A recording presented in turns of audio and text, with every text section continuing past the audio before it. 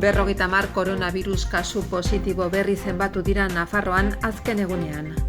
Asteartean hasiko dira 80 urtetik gorakoek koronavirusaren txertoa jartzen. Iruñan eta Iruñerrian 80 urtetik gorako 3.400 personekin hasiko dira. Nafarroko gobernuak koronavirusaren aurkako neurri prebentiboak malgutuko ditu gaurtik aintzinera. Larunbateko manifestazioan Nafarroko zaharretxeetako hitzarmenaren aldeko aldarria egitera deitu du LAB sindikatuak. Ainhoa Aznarezek Podemos aldugun Nafarroaren 3. etapa koordinatzeko hautagai gisa aurkeztuko du bere burua. Gobernuak eta udal eta kontzejoen federazioak toki erakundetako politikariak eta teknikariak prestatuko dituzte haurren eta neraben parte hartzea sustatzeko. Baionan, Bilbon, Gasteizen, Iruñan eta Donostian egingo ditu manifestazio nagusiak Euskal Herriko mugimendu feministak. 2020ak digitalizazioaren abiatzea ekarri zuen Nafarroan urte bakarrean 10 urte aurreratu dira. Mikel Zabaltza Orbaiztarraren kasua kontatzen duen dokumentala gaur iritsiko da zinema aretoetara Iruñan, Golen, Baionan eta Morean eskainiko dute. Fontes Linguae Baskonun 50 urte liburuak euskal hizkuntzaren azterketarako ekarpen berriak dakartza.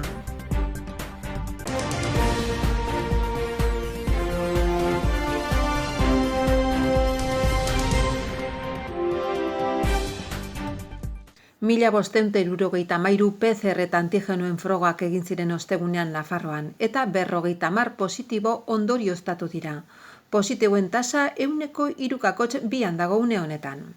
Burlatan erregistratu dira 6 positibo azken egunean, jarraian Launa kasurekin Lerin, Txantrea, Donibane auzoa eta 3 kasurekin Barañain. Azken 24 orduotan 259 konfinamenduan sartu dira Nafarroan. Hoiekin jada 735 dira bakartuta dauden ikasleak, haurretan lehen hezkuntzako ikasle guztien artean 1,19. Bizikidetza talde egonkorrei dagokionez 12 ikastetxetako 34 daude bakartuta guztien artean 0,87. Aipatu ere foru komunitateko osasun langilek koronavirusaren izurriak eragindako behar psikologikoak artatuak izango dituztela osasun bidea Nafarroko osasun zerbitzuak eta Nafarroko psikologia elkargo ofizialak zinpetutako lankidetza hitzarmenari esker. Lankidetzarako hitzarmena sinatu dute egunero goizeko 9:00 arratsaldeko 6:00 telefono bidezko zerbitzua eskaintzeko.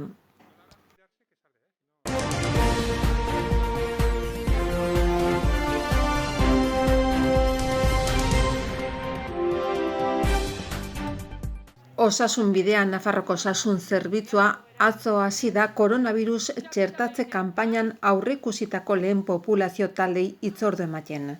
Kanpaina martxoan hasiko da 80 urtetik gorako personen tartean, zuzenean telefonoz deituko zaie hitzordu emateko. Martxoaren 2an jarriko dituzte lehen txertoak Iruñerrian bizi diren eta 80 urte baino gehiago dituzten 3.400 personari txertoa jarriko dizkiete. Lizarrako eta Tuterako eremuek bat egingo dute asteazkenean hilak 3an.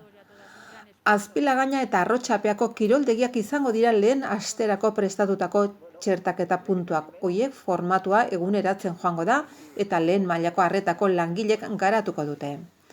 Martxoaren 2an eta 3an Azpilagainako kiroldegian Alzania ibaia osasun zentroaren aintzinean jarriko dituzte txertoak eta martxoaren 4an eta 5an Arrotxapean Nazario Karrikiri kalean. Azpilagainako kiroldegian Azpilagaina, Arrosadia, Iturrama, Donibane, 2. zabalgunea, Ermitagaina, Sarriguren eta Aranguren eremuetako personak txertatuko dituzte.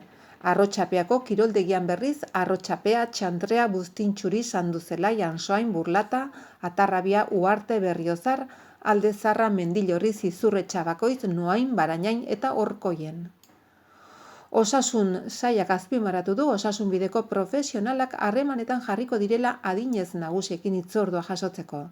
Telefono dei bidez eginen dute eta bertan zehaztuko dela txertoa hartzeko eguna eta ordua, bai eta nora joan beharko duten ere. Beraz, persona horiek ez dute inolako gestiorik egin behar, telefono dei hori jaso arte itxaron eta jasotzen dituzten jarraibideak bete arte. SMS ere gogorazpena ere jasoko dute. Orain arte Nafarroan 57.639 dosi eman dituzte eta 21.389 pertsona daude erabat immunizatuta. Prozesua asteartan hasiko da, beraz hirigunean eta landa eremutik hurrengo egun eta astetan igaroko da.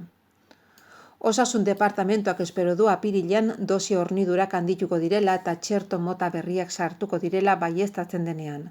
Txertaketa fase orokorrago batera igaroko dela biztanleria orokorra talde profesionalen txertaketarekin batera.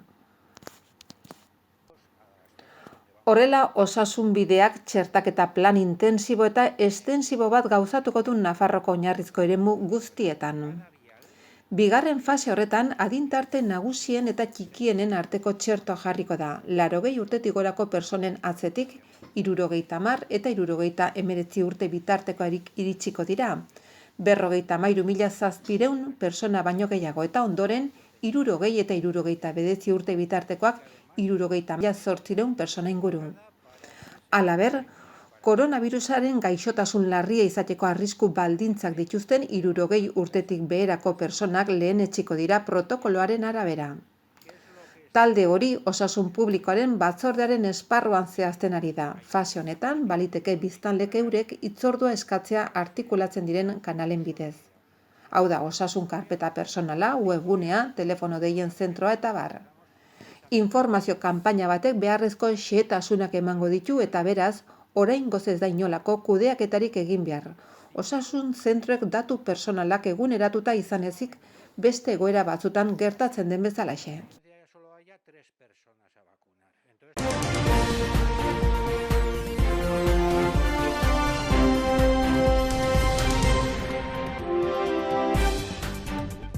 Nafarroko gobernuak koronavirusaren aurkako neurri prebentiboak malgutuko ditu gaurtik aintzinera. Hipermerkatu azalera ertainetan handietan edukieraren 40%ra zabaltzen du ostalaritzaren barneko aldea, zabaltzeko baimena ematen du 30%ko edukierarekin eta jatetxeetako eta funtzio anitzeko lokaletako zenbait ospakizun ere egiten ahalko dira. Modu berean, 2 bizikidetza unitatetara zabaltzen dira bilera pribatuak gehienez 6 pertsonekin. Foru aginduan jasotakoaren arabera baimenduak daude ezkontza, bataioak eta jaunartzeak ostalaritzako edo sukaldaritzako establezimenduetan, gehienez ere 12 pertsona barnean eta 20 kanpoko aldean. Mugak ospakizun talde bakoitzari eragiten dio, espazio berexetan egon beharko baitute. Baldintza horiek berak aplikatuko zaizke funtzioa anitzeko espazioetako ospakizunei, gainera arduradunen presentziazko kontrola izan beharko dute lokalaren edukieraren 30% gainditu gabe. Baitere, aipatu bezala ostatuak, kafetegiak eta jatetxeak dituzten establezimenduen barneko aldeak konsumitu daiteke baimendutako gehiengoaren 30%ko edukierarekin. Konsumoa mailan eserita eginen da beti, ez dira 4 pertsona baino gehiago izanen bai bakoitzean eta mailen artean 2 metroko tartea utzi beharko dute. Salbuespen gisa 6 pertsona izan daitezke mailan, maila edo mai multzoen neurriak direla eta pertsonen arteko 1,5 metro distantzia bermatzen bada. Barrak konsumizioa eskatu eta jasotzeko erabilditzak eta bezeroek. Terrazetan ez erretzea gomendatzen dute, 100% edukierarekin jarraitzen baitute eta debekatuta dago erretzea, gainerako bezero guztiekin 2 metroko distantzia bermatu ezin denean. Eremu pribatutan bi elkar bizitza unitatetara zabaltzen dira bilera pribatuak gehienez ere 6 lagunekoak. Merkataritzaren sektorean hipermerkatu azalera ertainetan dien edukiera 30%tik 40%ra igo da lokal bakoitzean. Saltoki txikien edukiera bertzalde 40%an jarraitzen du.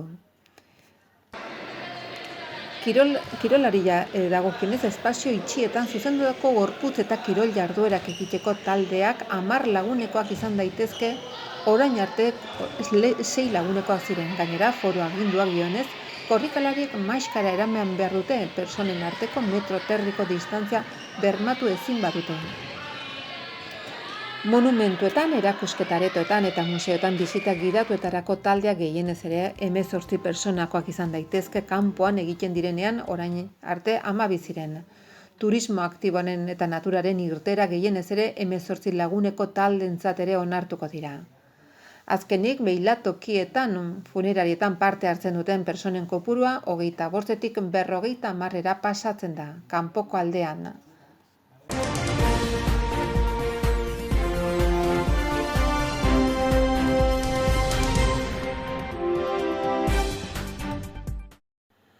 Orain arte Espainiako hitzarmen batek arauturiko esku-hartze sozialeko lehen hitzarmena lortu ondoren, LAB sindikatuak helburutzat jarri du zahar-egoitzen Nafarroko lehen hitzarmena sortzea.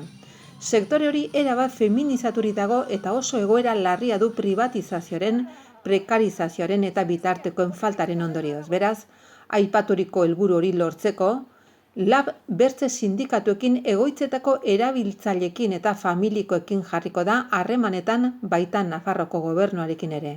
Eta larunbat honetan mobilizazio bat eginen du Iruñan, arratsaldeko 5:30 parlamentutik abiatuta. Naiz eta hitzarmen berriak sortzea ez den batere ohikoa, Nafarroan 3 sortu dira azken 20 urteetan. LABek uste du zahar-egoitzetan bizi den egoera larriak eta esku-hartze sozialeko hitzarmen sortu berriaren bultzadak beharrezko eta posible egiten dutela erronka hori heltzea. Nafarroko zahar-egoitzetako langile gehienak emakumeak dira eta egoitzen egoera oso larria da privatizazioaren, prekarizazioaren eta baliabide faltaren ondorioz. Egoera horrek agerian uzten du erakundek zenbateko utzikeria daukaten zaintzen esparruan, funtsezko esparrua izaki, berrantolatu eta lehentasuna eman behar zaio.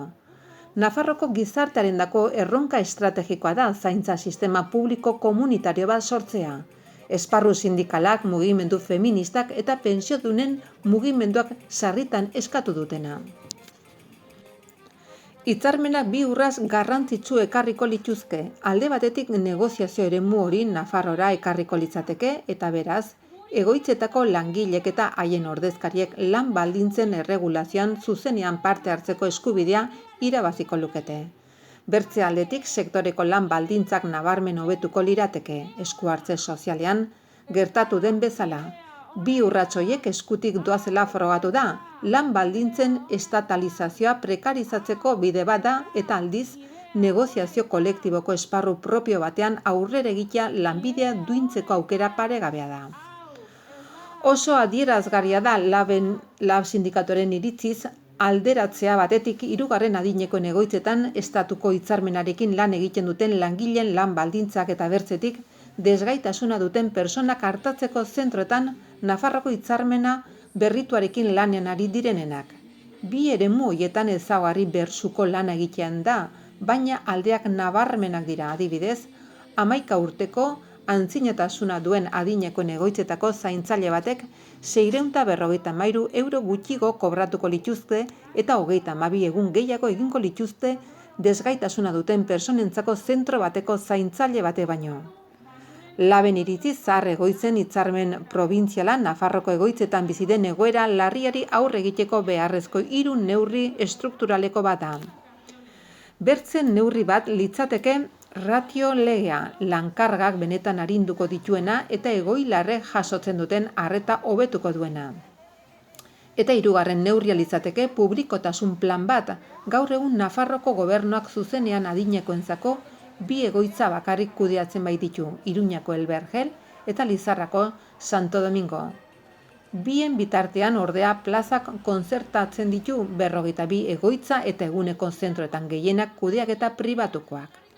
LAB sindikatuak informazio kanpaina bat eginen du Nafarroko egoitzetan eta sinadura bilduko ditu langileen artean hitzarmena babes handi batekin eskatzeko. Era berean, LAB harremanetan jarriko da sektorean ordezkaritza duten sindikatu guztiekin, erabiltzaile eta senideekin eta Nafarroko gobernuarekin legegintzaldi honetan.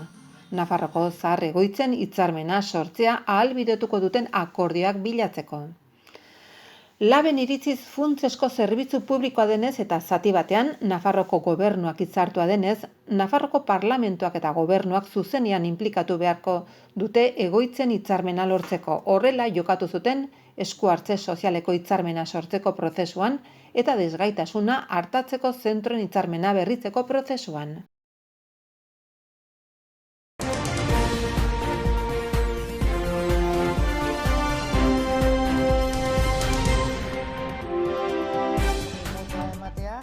Ainhoa Aznarez Podemos aldugun Nafarroaren 3. etapa koordinatzeko hautagai gisa aurkeztuko du bere burua. Bere taldearekin batera Nafarroko herrietako lankidekin entzun eta arrazoitzeko prozesu batean aurkitu diren antolaketa arazo eta beharri irtenbidea bilatu nahi dien. Aznarezek alderdiaren koordinaziorako planteatzen dituen ildo nagusiak hauek dira. Erredundanteak izan daitezken egiturak eta prozedura murriztea, erakundea eskura dauden bitartekoetara egokitzea eta genero berdintasunarekiko konpromiso irmo izatea. Ardatzore genero berdintasunarenak tratamentu espezifikoa izango du ereduaren barruan eta ekintza positibo guztiak zeharka aplikatuko zaizkie idazkaritzai, arloei eta prestakuntzaren barruko, topaketarako eta eztabaidarako beste edozein egitura edo guneri.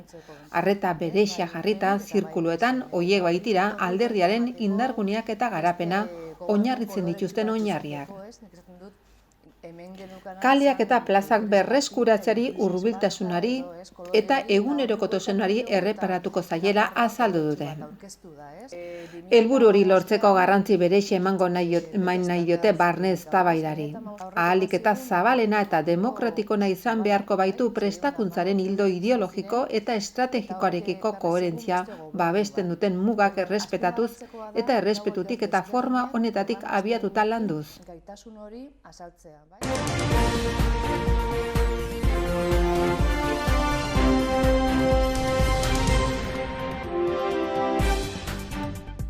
Nafarroko gobernuak eta Nafarroko udal eta kontzejoen federazioak online jarduneldien ziklo bat hasi dute ostegunean. Tokiko erakundetako politikariei eta teknikariei herritarrek parte hartzeko organoak martxan jartzeko prestakuntza eman diezaieten. Prestakuntzak zein halaber herritarrentzat orokorrean zabalik dagoen 2 saio berri emango ditu martxoaren 4 eta 11. Jardunaldien helburuen artean dago Nafarroko udaletan haurren eta nerabeen alde parte hartzeko organoak bultzatzen jarraitzearena eta topaketek balio dute Nafarroko tokiko administrazioetan bide horiek zabaltzeaz arduratzen diren pertsonak baliabideekin hornitzeko. Jardunaldiaren hasiera Joseba Asiain lehendakaritzako eta gobernu irekiko zuzendari nagusiaren eskutik gauzatu da. Honek arlo honetan garatutako esperientzia ezberdinak azpimarratu ditu, zeinen arabera agerikoa den haurren parte hartzeak bere bizitza modu positiboan eraldatzen duela eta hezkuntza baliabide bezala ahalsua dela. Era berean, nabarmendu du bidezkoagoak, demokratikoago eta aurreratuagoak diren gizarten sorrerak herritar parte hartzaileak hala nola administrazio ireki eta konprometitu batzuk eskatzen dituela. Lehenengo saio honetan halaber parte hartu du txostengile bezala Juan Carlos Castillo FNMCko presidenteak zeinek aztertu duen federazioak tokiko entitatetan haurren eta nerabeen partaidetza sustatzeko orduan betetzen duen zeregina.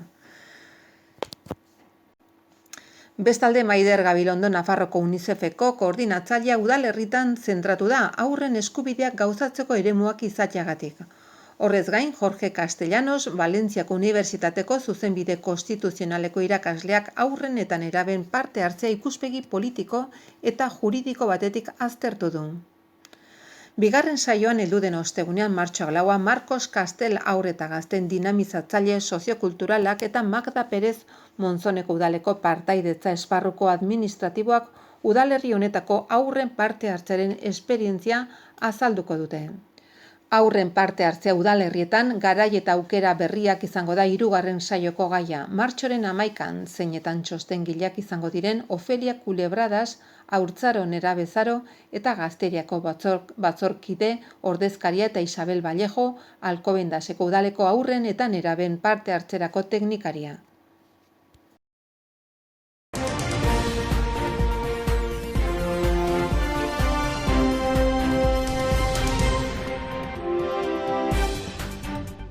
Baionan, Bilbon, Gasteizen, Iruñan eta Donostian egingo ditu manifestazio nagusiak Euskal Herriko mugimendu feministak. Dena aldatu, sistema arrakalatu leloa hartuko dute aurtengo protestek.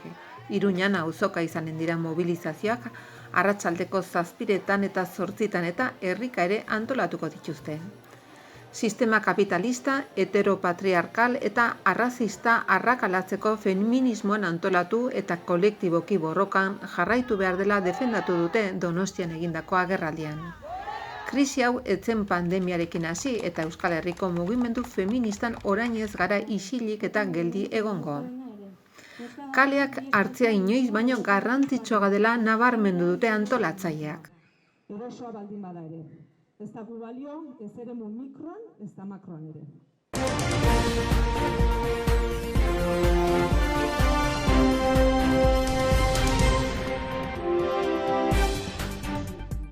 Joan den urtean 2020an digitalizazioa abiatu zen Nafarroan eta horrek 10 urteko aurrerapena ekarri du urte bakarrean.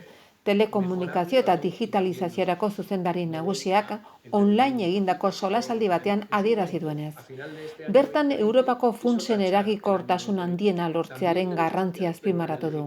Oinarri digitala duten proiektu sendoak eraikitzeko lankidetza publiko-pribatu sendoa bermatuz. Esta problemática que tenemos ahora de...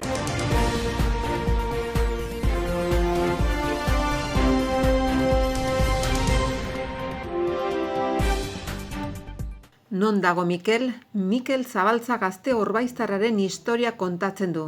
Donostiako nazioarteko zinemaldian 78. edizioan estrenatu zen irailaren 22an eta aipamen berezia jaso zuen Euskal Zinemaren Irizar sarean. Amaia Merino eta Mikel Angel Llamas zinemagile nafarrek elkarrekin zuzendutako filma da.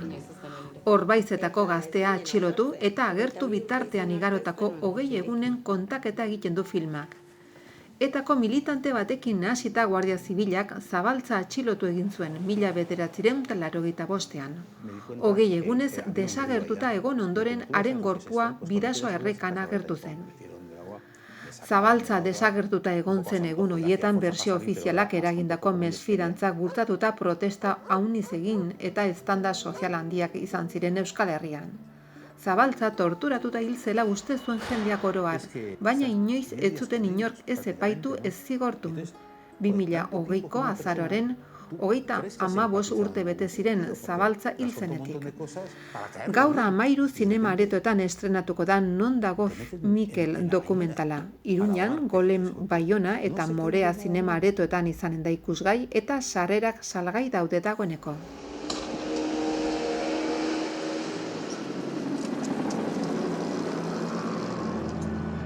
Que yo mantengo plenamente la confianza de que Mikel Zabalza aparecerá o será encontrado.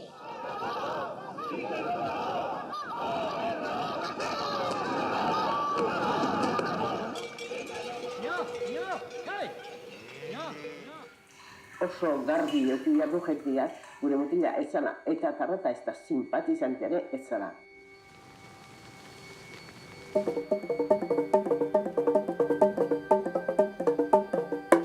Y hay otra versión, la de los que son amigos de la gente que asesina, que extorsiona y que secuestra en el País Vasco. Esas son las dos versiones que hay. Y hay que optar por una o por otra.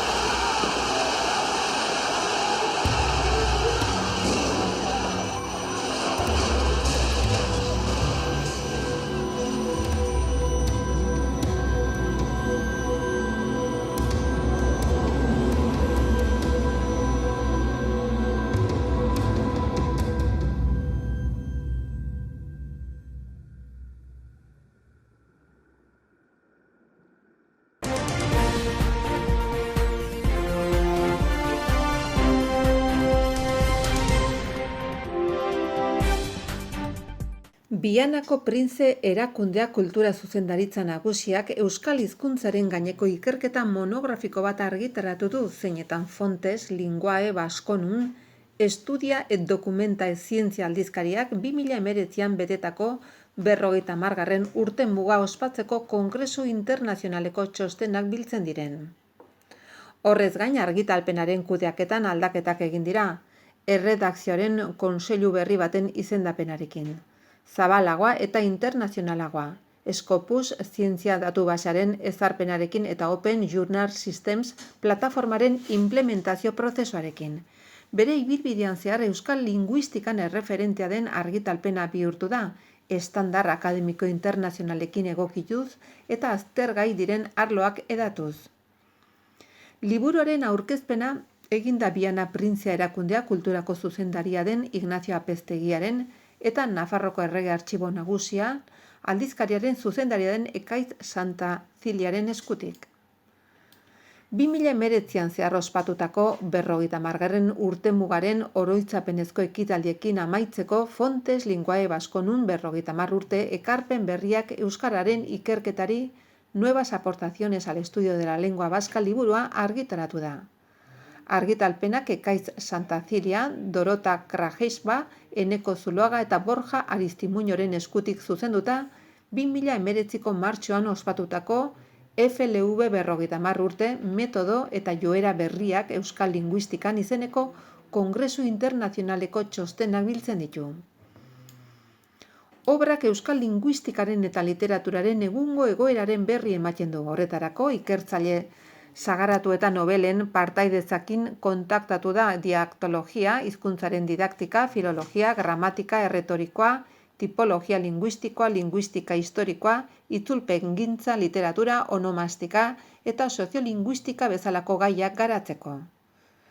Argitalpena euskaraz, gaztelaniaz, inglesaz eta frantsesez idatzitako 38 artikulurekin egituratu da.